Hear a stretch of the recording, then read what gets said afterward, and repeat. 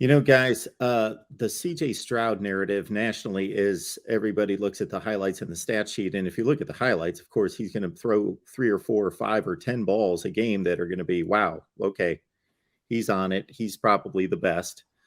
And you look at the stat sheet and it all looks well and good at the end of it. And then we can be hypercritical on the other end of the spectrum and expect him to be an NFL quarterback. Where does this lie in your eyes, Kevin, in regards to where CJ Stroud and his progress has developed to this point? Well, first I see Ed Rogers' question about will he run on Saturday. Well, he hasn't before, so I don't know why we think he's going to now.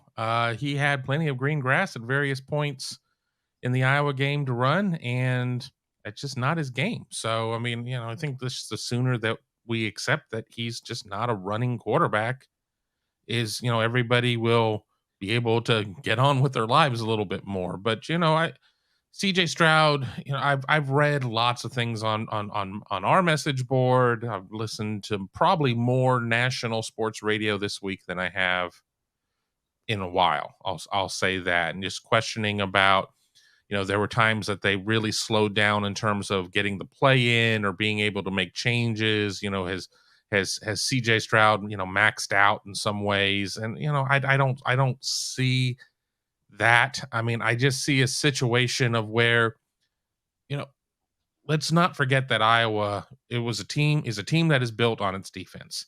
It's not like suddenly they lost all their offense, that aliens came down and beamed up all their offense, and now that they're what they are. It's the numbers have been pretty bad under Brian Ferentz for all the years that he's been the OC. So this is a team that has to get it done with defense. This is a team that generally runs what it runs. I mean, obviously, as I said, we saw more single high than we ever do out of Iowa, but it's still stuff that they'd installed in the offseason. It wasn't something that they made in a 1 week adjustment.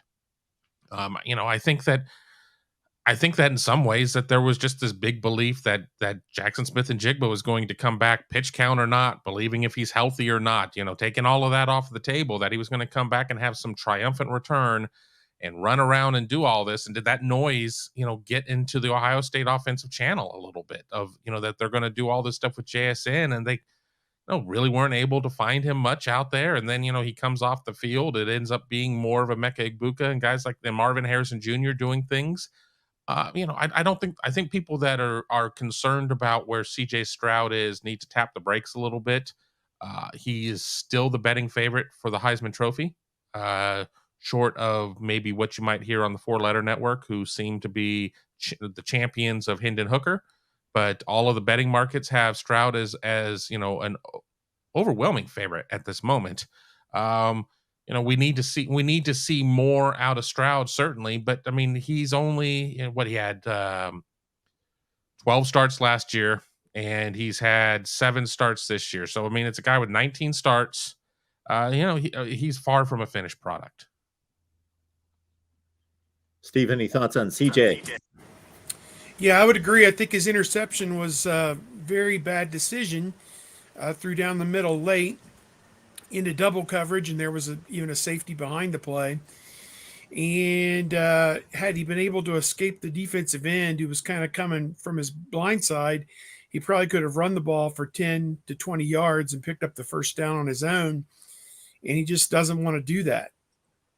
And kind of goes back to our earlier thing about the run.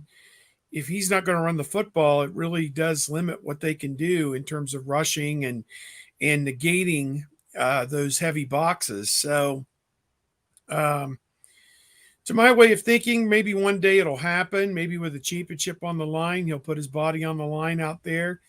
And, but right now they're playing it safe. They didn't need him to run the ball to necessarily win that game last week. So I think they're looking big picture at this. And Ryan Day knows he doesn't want to endanger his meal ticket. And that's probably the smart way to play it.